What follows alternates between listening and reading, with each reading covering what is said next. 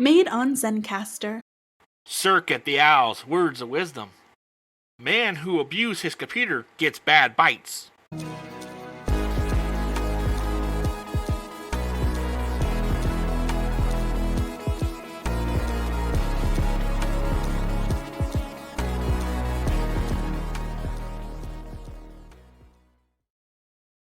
Alright, welcome back to another episode, another high-octane episode of Zero to Hero. I'd like to give you a warm welcome back. As y'all know, this month is August, and we are currently at now 28 years of Power Rangers being on the air, and now that Hasbro has the toy line, they have dubbed August Power Month and are doing super cool releases almost every day for the whole entire month. So as of week 1, they did a couple toy reveals, and honestly pretty cool. We want to keep the ball rolling on that. We want to talk about a couple seasons today, about some super cool crossovers, team ups. We want to go into a little bit of the Boom Comic Studio with the TMNT crossover with the Power Rangers, and give a little insight of why they are releasing the toys off the comics. And returning guest today is going to be none other than my brother Jim, and also the owner of Headset Radio. And what's going on over there, Jim? Oh, it's nothing but work, more work. And I mentioned some work, but Oh yeah, that's life nowadays. Yeah. Tax, and then even more tax. You work, you get taxed, and you go to sleep. That's what it is. That's what it is. But I am happy to be here, because I like talking about this kind of stuff. Nerd. Oh, I know what I am. Calm down. All right. Nerd. Thanks. Great. I'm proud of you, man. I'm proud of you. So I don't know if you saw the reveals, but basically I think I sent the screenshots to you of the reveals as they were released at like noon every day. You blew my phone up every day about it. Just blowing like 6 messages. Easily 6 messages per release. I had to get the word out here, buddy. It was I was in a meeting and my phone was going nuts. I was like, well, this is going to be a thing. I looked down, I was like, I hope someone died. Oh, release for toys.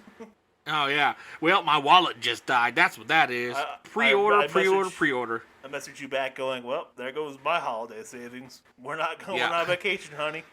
Yeah, we're not having a Christmas this year. We're not having a Christmas.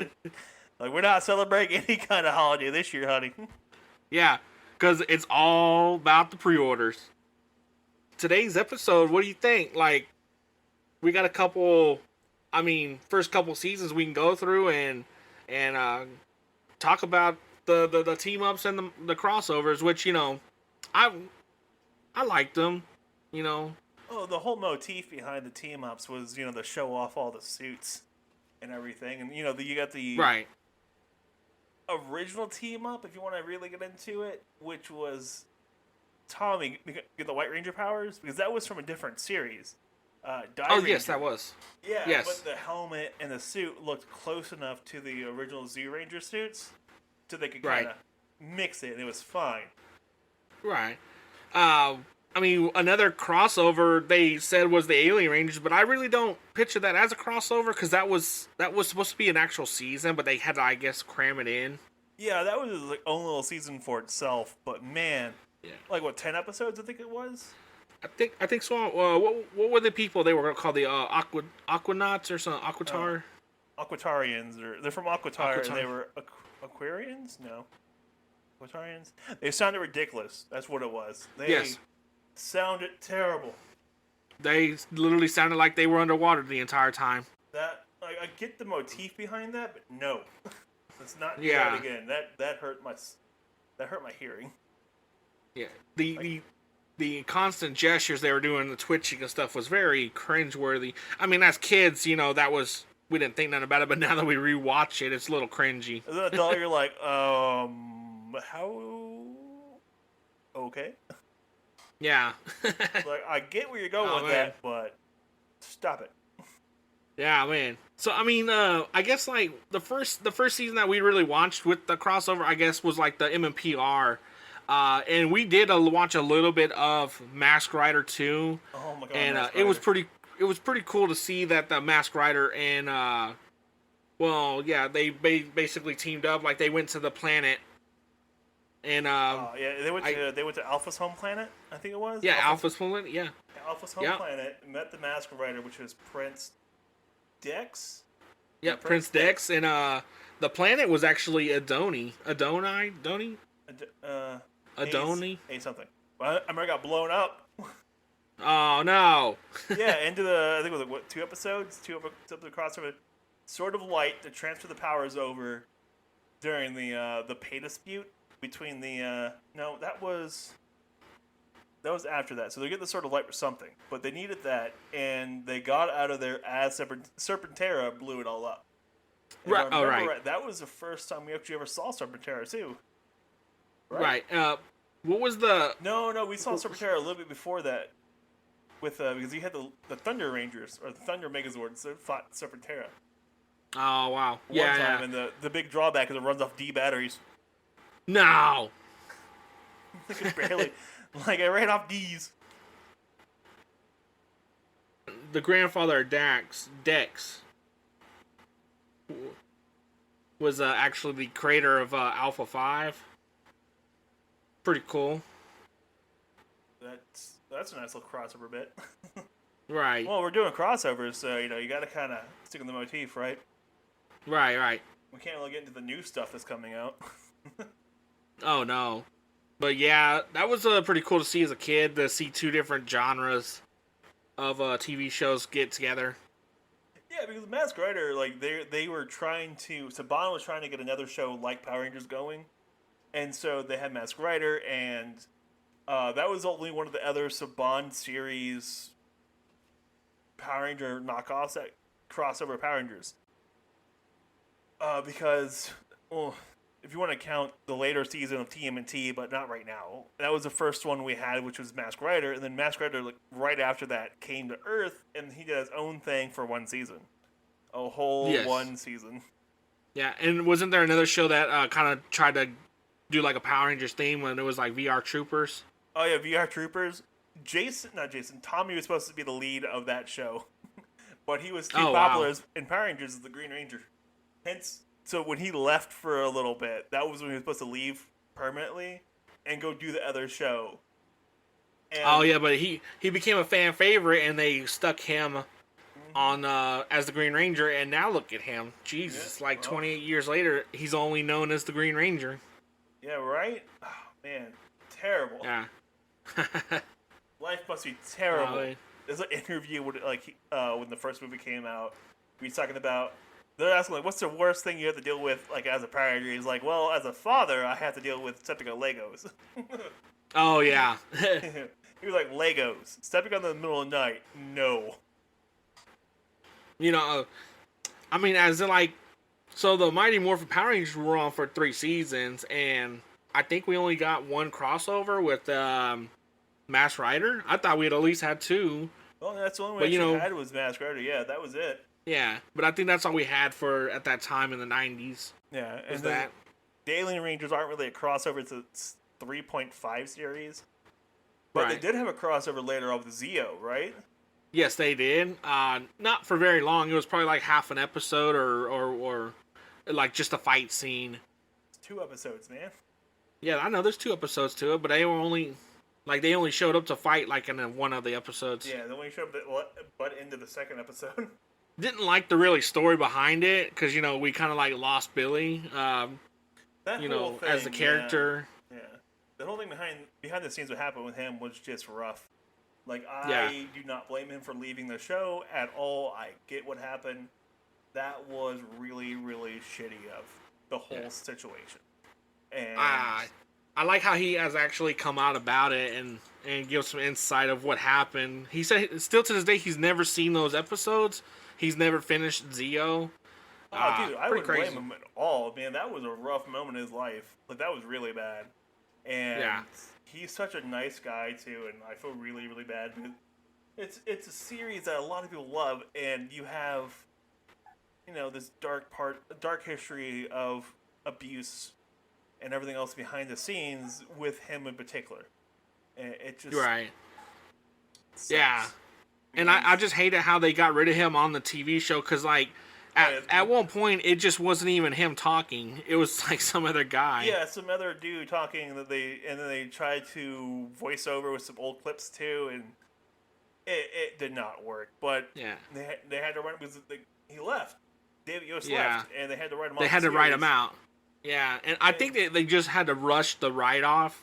And to this day, I kind of think that the Zeo crossover is like one of my most terrible ones, I should say. I was going for unfavorite. Like, who says unfavorite? Non-favorite? I think Non-favorite. It's like one of my most terrible favorite. crossovers. Least favorite. Yeah. Like, don't get me wrong, the fight scene's really cool, but, like, the behind-the-scenes stuff just ruins the whole thing. It ruined the whole thing. Yeah, I did not like it. And the voices for the Aquatarian Rangers is just... ouch. Yes. The entire time. But yeah, David Yost deserves all the respect for what he dealt with, and I really hope he's okay. It seems like he's okay, and he did a whole thing with the No Hate campaign and stuff like that, which is a really cool campaign. If you look it up, it's called No Hate, and he was a Gold Ranger for that, which is kind of cool. Like, they made a Gold Ranger suit that had no hate across it. It's kind of cool. Wow. Yeah. I like how they I like how he has stuck with the whole for the fans. Like, he'll go to cons and stuff, and oh yeah, because the fans didn't screw him over. Saban did. Yeah, Saban did. Saban, the production studio screwed him over. The fans love him. Like, and he also starred in some fan made films too, I guess. Yeah, he did. But he's really open with the fans and everything else, and I thoroughly enjoy the fact he's such a likable guy, and he's always working with the fans and doing stuff with them, and he's promoting things, and just decent human being. I love that he's still around though. Right. With the Power Rangers theme. And well, the next series that had crossovers was the In Space. They kind of like skipped over the whole Turbo.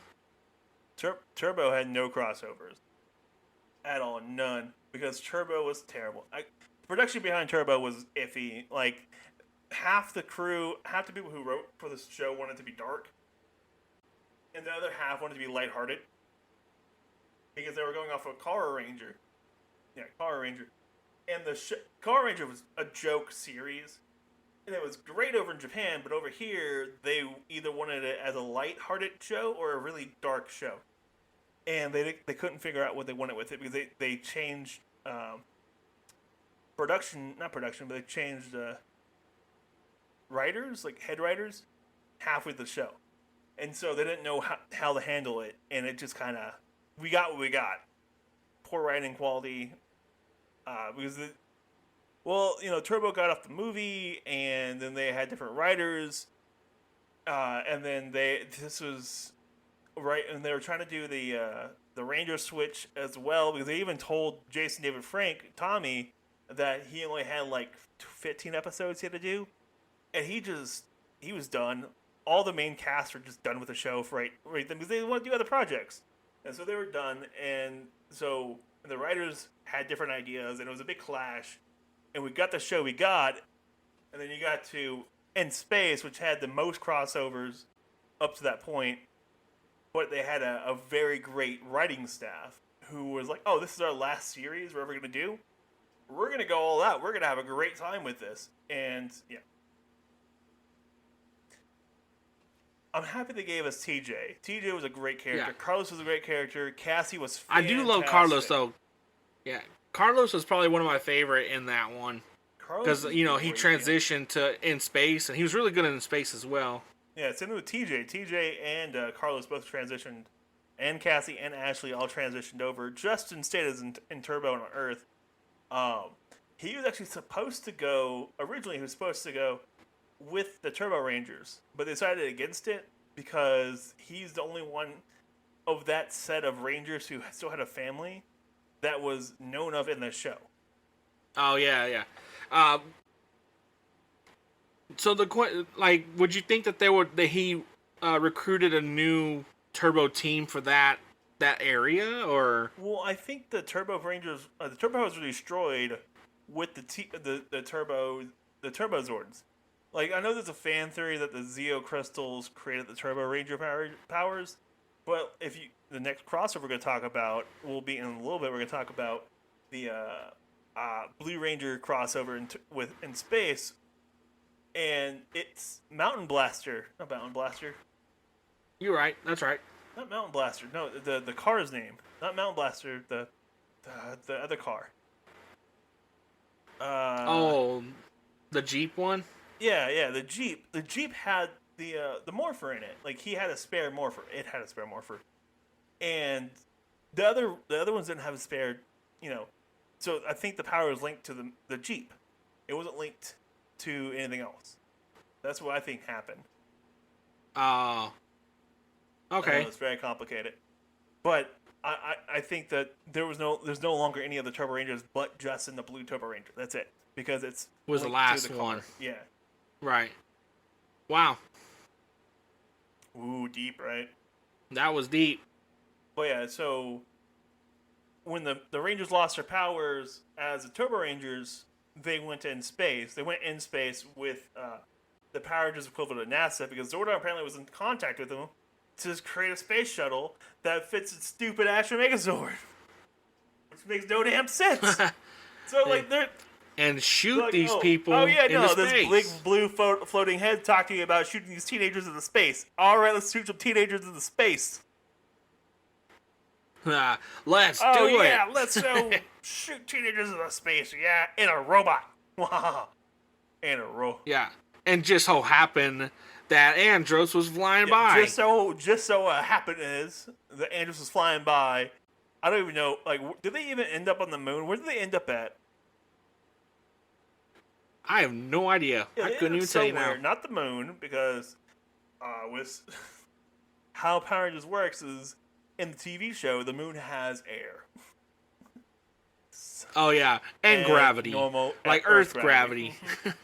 But yeah, they end up somewhere. And then Andros showed up, and this is when TJ stepped down from the Red Ranger as Red Ranger to become the Blue Ranger, which sets us up for a transition from the Blue Ranger to the fact that TJ meets Justin as the Blue Ranger in that crossover episode with Justin, which is a great episode. Oh wow, okay, didn't even think about that, because now TJ was the Red Ranger in Turbo. Now he's the Blue, meeting Justin as the Blue Turbo. And wow, okay, I didn't even think about that.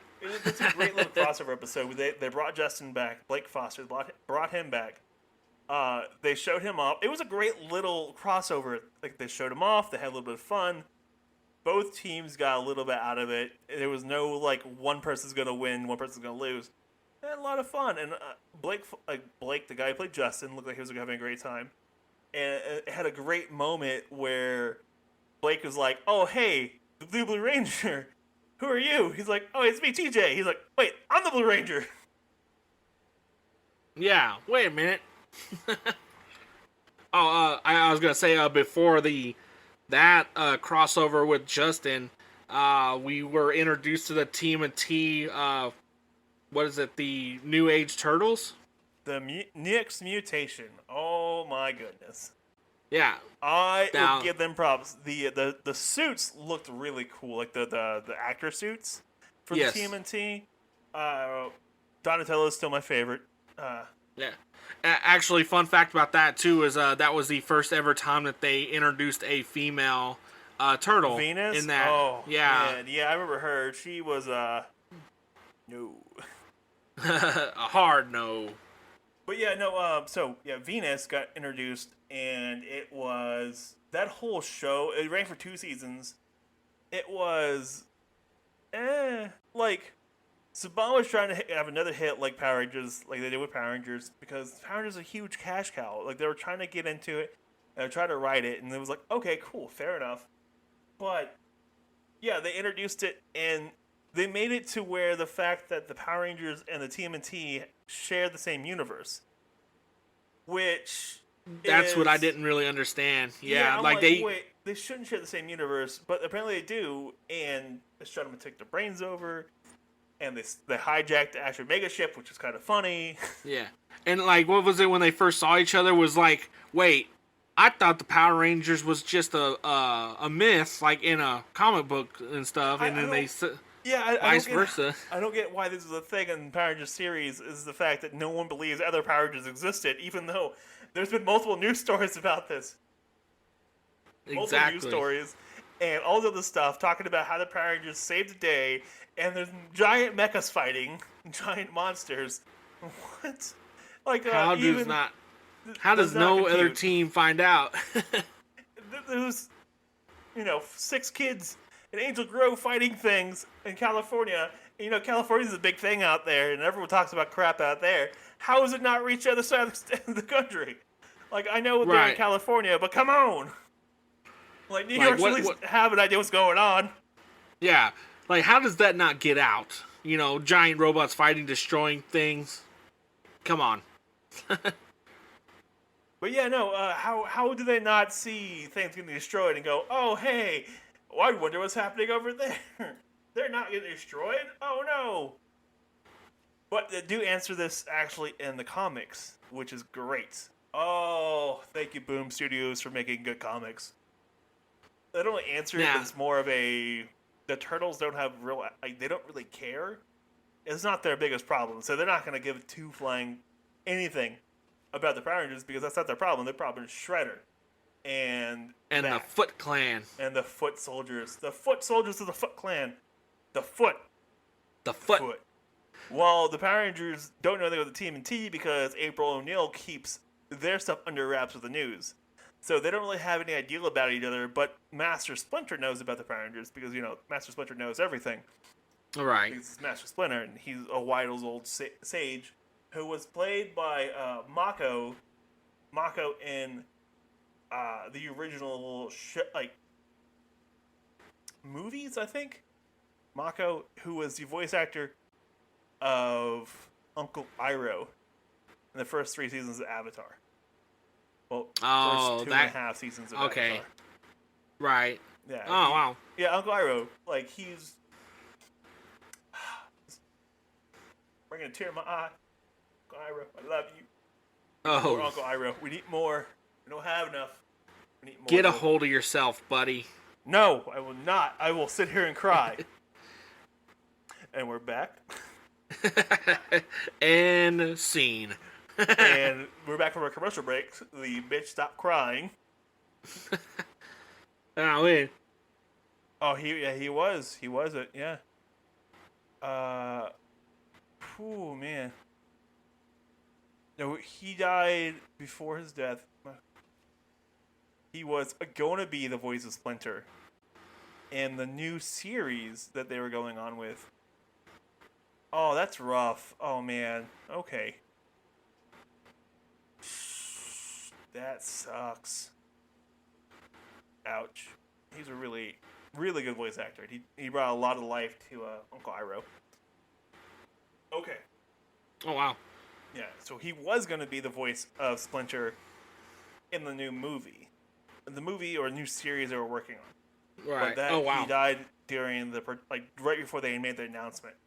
And he died halfway between season 3 of Avatar: The Last Airbender. And that 3-part episode in that series was the tribute to him, where, the Soldier Boy episode. Well, at least you know about that, because I never watched Avatar. Oh, I think you would thoroughly enjoy it. If you like Power Rangers, you like Gundam and everything else, I think you would love Avatar. And it's a great little series. Korra is a good series too, but Avatar is short and sweet, to the point. You'll enjoy it. I recommend it to anyone who likes anime or animation and likes good stories, because it's a great story, great animation. It's good. You'll like it. Well, maybe I'll fit it into my schedule of things to watch. Okay, so that tangent went on for a while. That tangent was on there for a little bit. Yeah. So- The next one, and I think my personal favorite crossover in space was always a chance with the MMPR Black showing up. Oh, or Adam? Adam. Yeah, yeah. Yes. Yeah, Adam That was came like back. my favorite. Oh, that was a rough Yeah. episode, too, because Carlos hurt Cassie, and then he has doubts of being the Black Ranger. He has doubts of being a Power Ranger. And that's hard, because that's the first time you see any kind of PTSD in the series. Because it's the Yes. only time you ever see like the Ranger actually breaking down about the issues of hurting his friend. And it's not the first time it ever happened, but it's the first time you see a Ranger having an issue with it. Yeah. I mean, even my little work desk here has the Lightning Collection in space and MMPR Black posed together. Because I mean, geez, I just love the whole fight scenes with them together. Oh, that whole fight scene was awesome. And then the how suit he just combo, the suit combos, the morphing with the broken morpher. oh, Just loved man. it. Johnny Young Bosch came back for it. He did a great job. And so it was the first time one of the Rangers wanted to give up his powers to an old Ranger. Yes, out of exactly. Fear Yeah. of hurting somebody, and it was like, what? Like I said, it was when it was in space, so it was a really, really hard series. Like, it was their last big hurrah, and they wanted to go all out, and they wanted to show a little more depth to the characters. And Carlos got a lot of depth with that, and so did TJ in a different episode with the Psycho Rangers. But Carlos got a great character insight with Adam. I think I mean, like you told me before, like it was their last season, basically. Like Saban said, "Hey, this is it." I think that's probably why they went all out on these character developments throughout the season. Yeah, Cassie, Ashley, Andros, they all got great character development. But yeah, this crossover was fantastic because it had Johnny Young Bosch come back. You had some trauma. You had issues with the Rangers. You had a Ranger getting hurt. You had conflict. You had heck, Adam almost died. Alpha 6 is like, oh, if you use that morpher, you could die because it's no longer stable. It's cracked. It's no longer, you no longer have a stable connection to the morphing grid. And up to this point, you've heard a little bit of the morphing grid, and later on in the series, you see more of the morphing grid and how it's actually very powerful and could kill people. Like it could change a robot to a human. Make that. Oh, happen. it sure enough did. Yeah, it sure did. Make that happen. Like, it could do so many things, and Alpha 6 is like, yo, man, you can't use this because it can kill you because the morpher grid is that powerful and it's unstable. The reason why we used the morpher and the coin was the fact it was stable, and Ninja made them to be stable. Yeah, I liked it. That was like my favorite. Yeah, that crossover was fantastic. I loved it. It was really cool. Adam and Carlos back together because the last time you saw them together was the big attack in like halfway through the season of Turbo.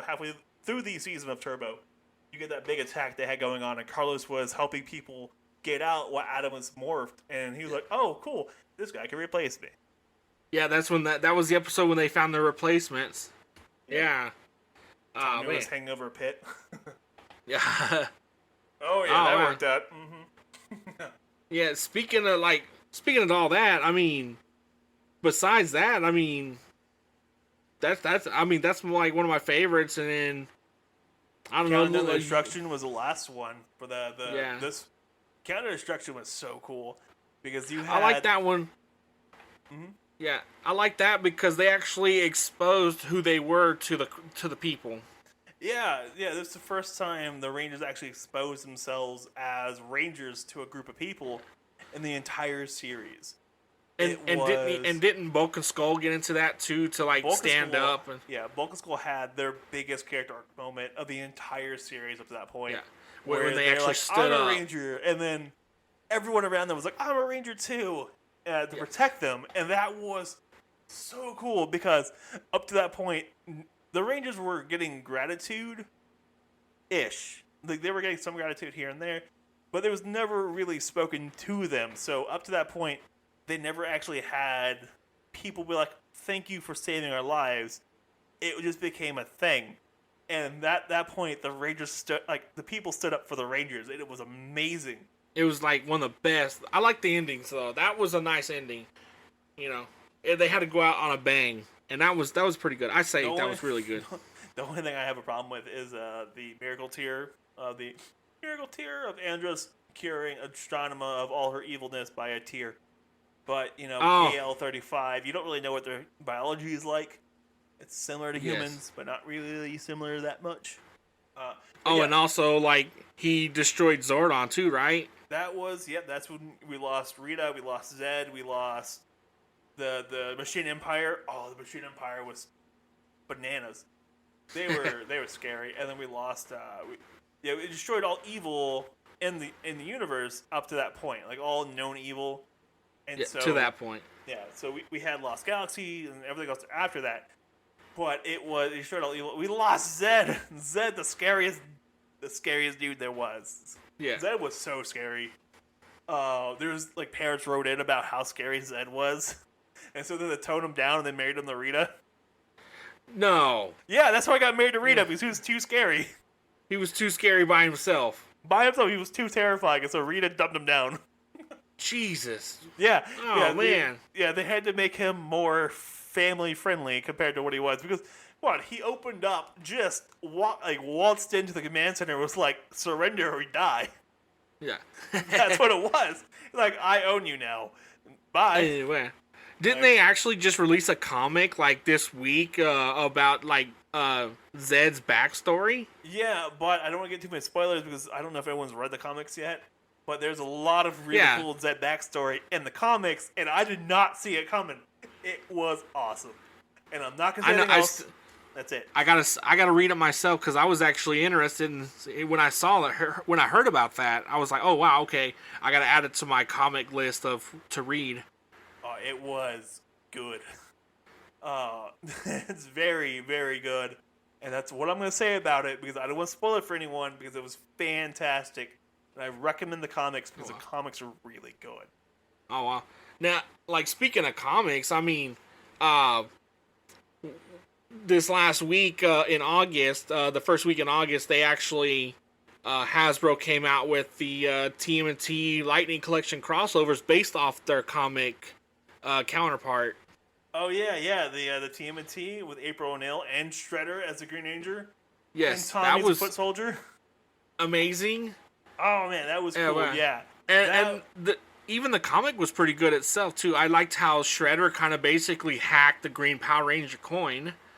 Oh yeah. Shredder hacked it and like bent it to his will. Shredder is terrifying, especially as a Green Ranger.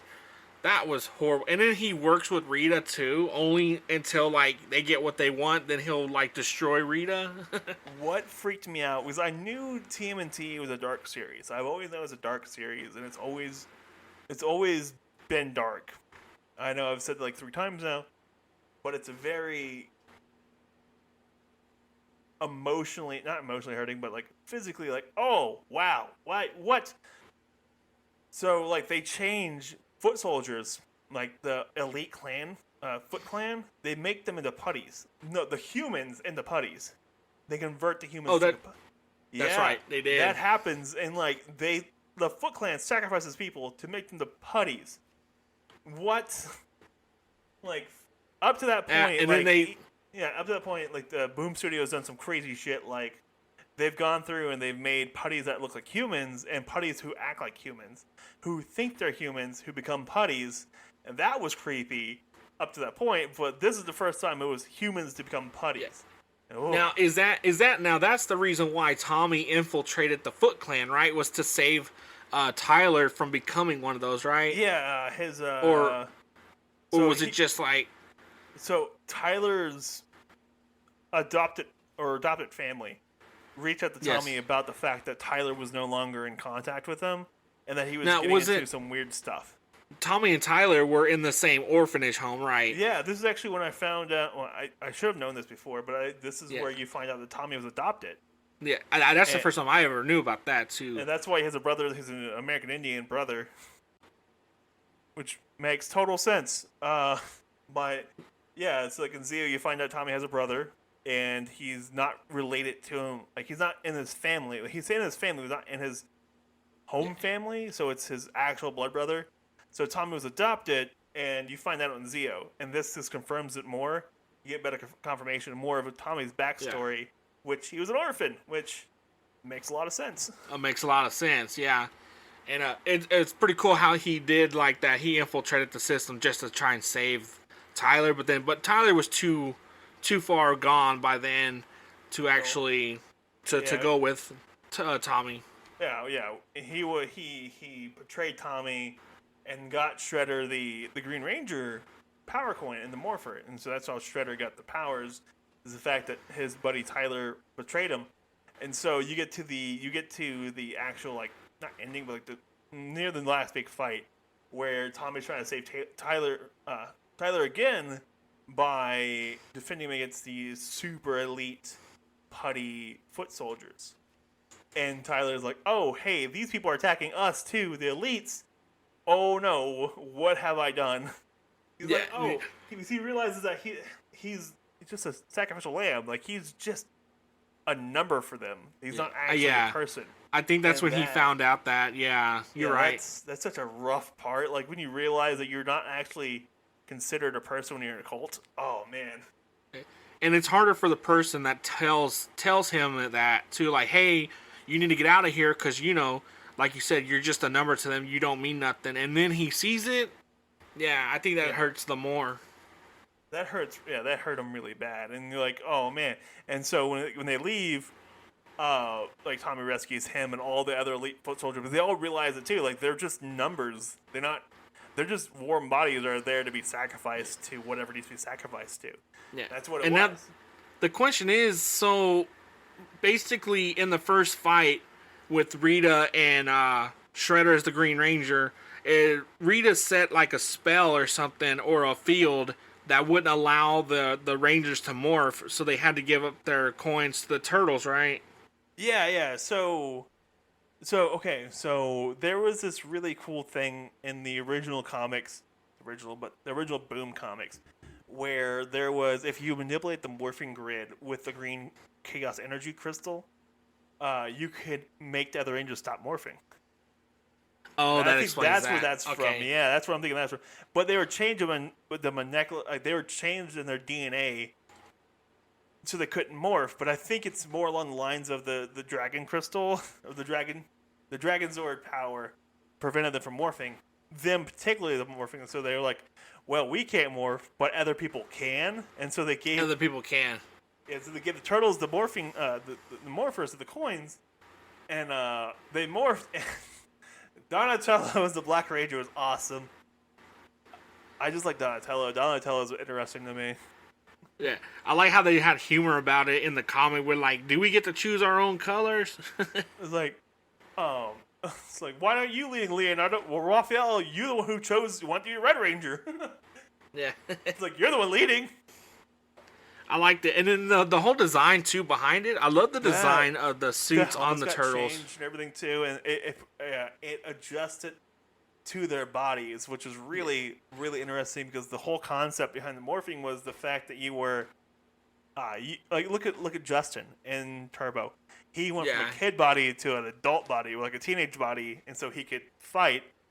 But in the comics, they go from turtles to turtles with really cool suits on. What really sold it for me was the weapons. Their weapons adapted. Yeah, I love that. That was cool. Nunchucks with daggers at the end of them? Yes. I mean, was it the Tyrannosaur as what they call size? Yeah, the Tyrannosaur was 2 size. Yeah. Dude, that's so cool.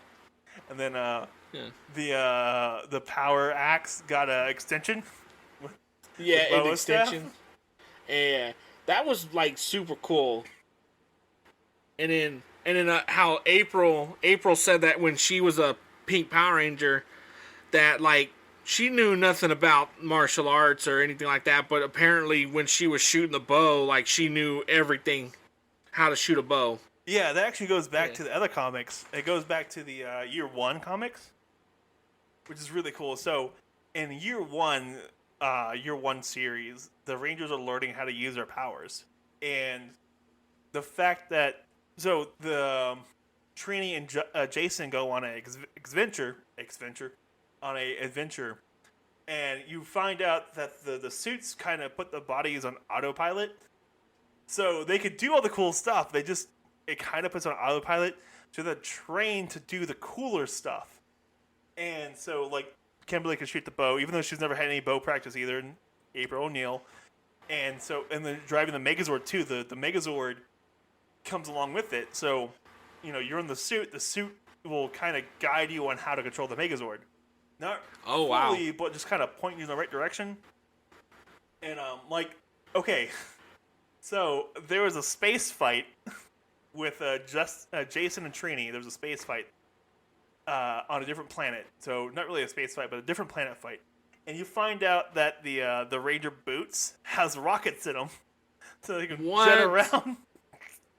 It's really cool. Oh, that's great. Yeah. So this is the comic where Jason, I think it's comic 7 or 8, where Jason and Trini switch powers. And so up to this point, Jason's had the Red Ranger power with the sword, and Trini's had the daggers. And the powers are completely different from each other. So Jason even comments on, like, oh, hey, I feel different, and these powers don't work how I think they would work. And Trini's like, yeah, these powers, like, you have more brute strength, and, like, I now have more brute strength than I had as a Yellow Ranger, and I'm less nimble. And so each Ranger has a different set of skills that come along with the suit, which I think is really cool. I am glad I am asking you this, because I am still new to the comics, so I'm actually still... Are so I'm still interesting. New.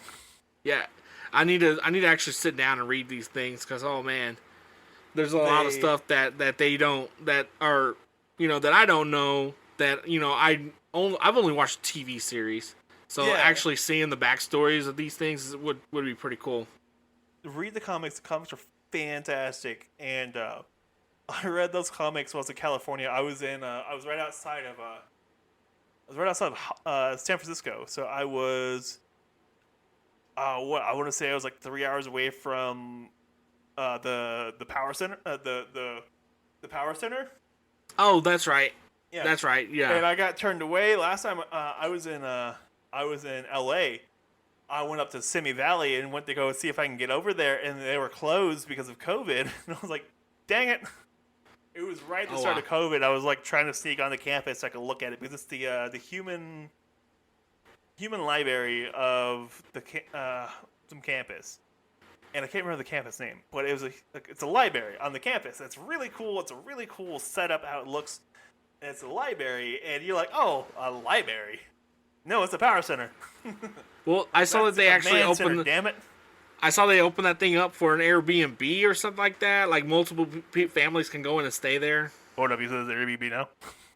Oh no! Hold up, we're going to California. Yeah. What do you think? What do you think of the line when I showed you the pictures of the releases of these Lightning Collection? I am really happy about it, because I want to see more crossover stuff. I want to. I want to see their interpretation of the comics. I want to see more comic stuff. Up to this point, the only two things we got for the comics is Lord Draken and Ranger Slayer, which Ranger Slayer is really cool, by the way. If you don't know anything about her, she is baller. Right, I know a little bit about it, of hers. I am super excited about seeing more stuff in the comics. So the comic stuff, we're getting a little bit at a time. We're getting a little bit more, and they just had a nice little arc for the Phantom Ranger, and we just got the toy. Like we're getting the Lightning figure for the Phantom Ranger, and I'm like, yes, keep it in continuity. Come on, guys, let's do it. Woohoo! Oh wow, yeah, I like that too. I like seeing that too. I do need to read the comics to understand some of the figures that are coming out. I feel so far behind. Tell you one thing, the comics are really fast. They're comics. They're not gonna take you forever.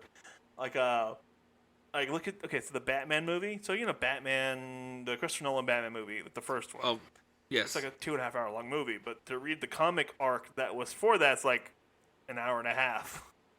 Oh no! So it's really short. It's like, oh hey, cool, I'm done. And then you watch the movie, like that's a lot more patty than I thought it was gonna be. So comics go by really quickly. So you can churn through some comics really quick. So just pay attention when you read them. Pay attention to what's happening on the page, because even the speech bubbles are there, but there's still action within it. So just take a second, read it, yes. enjoy yourself. Because the comics are really, really fantastic. And they do a great job showing off the powers of each individual ranger and how each individual ranger acts towards. And they give so much character development to Zach, Trini, Jason. Billy gets a lot more character development too. Kimberly is no longer just a valley girl. Like, she got some character development, but she was still a valley girl. But man, she becomes a badass. So there's the Ranger Pink series, which was freaking cool. Holy shit! You get to see. Okay. So Ranger Pink series has this really cool moment where they're able to use a sort of light to transfer her powers to four of the people to get them in because they had a situation where they needed more rangers. The other rangers were off planet, so they're like, we can't send you the rangers, but Kimberly's still there with her pink power coin. Oh, she has a team, and like Zordon was like, well, we have your old pink power coin, we can let you borrow it, we can recharge it, you can use it again. And so they do that. She gets the powers, and then she splits up her power to four of the people. So there's a whole team that are very similar to the Ranger team, but they all have pink stripes on them. Like the diamond in the middle has a pink outline to it. They look really cool. I'm not gonna spoil anything for this, but that's kind of how they get the Ranger suits and everything for it. And it looks really cool. And Kimberly's a badass. Like, that's all I can say. Kimberly's a badass, total badass during this, because she is so freaking cool, and it makes Ranger Slayer seem so much more possible when you see her be a badass in Ranger Series Pink, like the Pink series. You're like, you're sitting there like reading through like the comics, like, oh, Ranger Slayer. I don't really like. I could kind of see it, but kind of not. Seems like a really different kind of Kimberly. Then you read Series Pink, you're like, oh, yeah, no, that could totally happen. Mm-hmm. Yeah, she's a badass. Mm-hmm. She reminds me of Jenny? Jenny, the pink Power Ranger from Time Force, who's a total badass. Oh, yeah, her? Oh, yeah, man, definitely. She's like, I'm in control of the situation. You're like, yes, ma'am. Oh, wow. Yes, you are. So, I mean, overall, like, you think the crossovers was like a good idea? The crossovers is a great idea. I think Especially, they're gonna sell a lot of figures because crossovers do very well. And what I've heard is they sold out like almost instantly. Oh yes, on Hasbro Pulse, I believe they sold out like within a couple hours of the TMNT figures as daily releases too. Like as they went day by day, they sold out day by day off of Hasbro Pulse. Dang. Because I remember when Draken got announced, like the Lord Draken version or Evo version, Evolution 3, that got sold out within 30 minutes. That was gone. Wow, that's the same thing with the Tyranno Century Knight too. Yep, that's another crossover too. That one was gone instantly. Oh, instantly. That one was so bad. Wow. I love the Coinless universe. I don't love it. I enjoy the suits from the Coinless universe. I think they are really, really cool. The Sentry suits and stuff. The Sentry suits are fantastic because you got the blue Samurai Sentry, you got gold Dino Charge Sentry, you have white Jungle Fury Sentry, yellow Sentry, pink Sentry who's a sniper. That's cool. Red Sentry, black Sentry who are foot soldiers who are like SWAT. They're like SWAT teams, and oh my god. I think the Coinless universe with Draken is just terrifying because the Ranger suits are split up, two different people, and they're slightly more overpowered and slightly terrifying. Love it. I love the designs on those two. They're pretty cool. They are just yes. Well, as you are aware, these crossovers are pretty good. They sell, as you saw, Hasbro sold really well on the TMNT Lightning Collection crossover. I think we can stop here for today on this episode, and we can either continue on to an episode later on down the line where we cover more seasons of these crossovers. I don't know. What do you think? These crossovers are great ideas when they're handled correctly. When they're handled well, they're fantastic. And if we continue this conversation about crossovers, we'll dig a little bit into more worse crossovers that are out there, because there's some questionable crossovers later down the road that are either just toy cells or horribly handled, very badly handled. Maybe by then I'll have some comics under my belt that I've read. Oh, please do so, because the comics are fantastic. You will love them. They're handled very well. They take a lot of time to go through the continuity and make sure the continuity makes sense and the history is pulled correctly. Yeah, that's what I want to. I'm a little excited about, is seeing the history off the screen, like in the books. I want to see how things become of. Yeah, and I'll let you borrow the comics if you can't find them. Just let me know. All right, I got you. And I guess, like, to sign off on this one, if you like what you hear and you want to keep up to date with our podcast and our Morphing Grid memoirs, feel free to follow us at zeotohero.com. Or if you'd like to follow our Facebook page, we have a facebook.com/0, the number 2 hero. And definitely send us a message if you'd like to get on the podcast and speak your opinion and let us hear your thoughts about what you grew up with and what you like. And we can always sit down and chit chat about that. And I want to thank Jim again for hopping on another episode here with him and his Headset Radio company that does the editing and producing of our show, getting our name out there. Any last words, Jim? Yeah, I got a couple last words. If you find my body, do not call the police. No, I do have a couple last words. One of the big ones is, if you haven't read the comics yet and you have a chance to read them, I highly recommend them. There's a great YouTuber called The Comic Historian who goes through a lot of the year 1, year 2 comics from Power Rangers or Mighty Morphin. I don't see them touch Go-Go at all, but Go-Go is a great series as well. That's the one with the rocket boots, by the way. Oh, wow, okay. Read the comics, enjoy the stuff you enjoy, have a nice afternoon. If you have any questions about our company, you can head on over to headsetradio.com, or you can contact me directly at jim@headsetradio.com. If you want some help getting yourself off the ground and your own content you want to get working with, because that's what we do. We handle the new people coming on and want to do their own stuff and just don't know how to. We do that. We get you figured out and get you going. And my partner in crime is fantastic about figuring out what you want to do, and I'm good about getting it going. As a testament, that is true. Yeah, we're on Facebook at facebook.com/headsetradio. We're linked up, I think, with the Zeo to Hero Facebook. And if you head on over to our website, headsetradio.com, you can see what other projects we're working on, and other podcasts we're working on as well. And if you just even have some questions about how to get started, let us know. I can answer some questions, and me and my partner can handle some questions and kind of point you in the right direction. Just like the power suits. Boom! Yeah. Pulled the bat together. All right, and thanks again for joining another episode. See ya.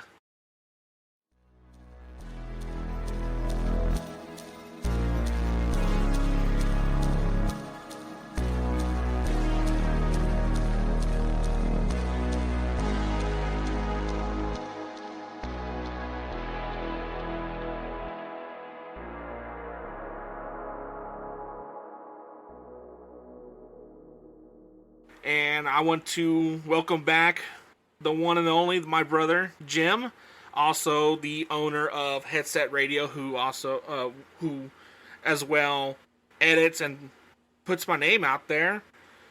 Well, how you doing, Jim? How was your day?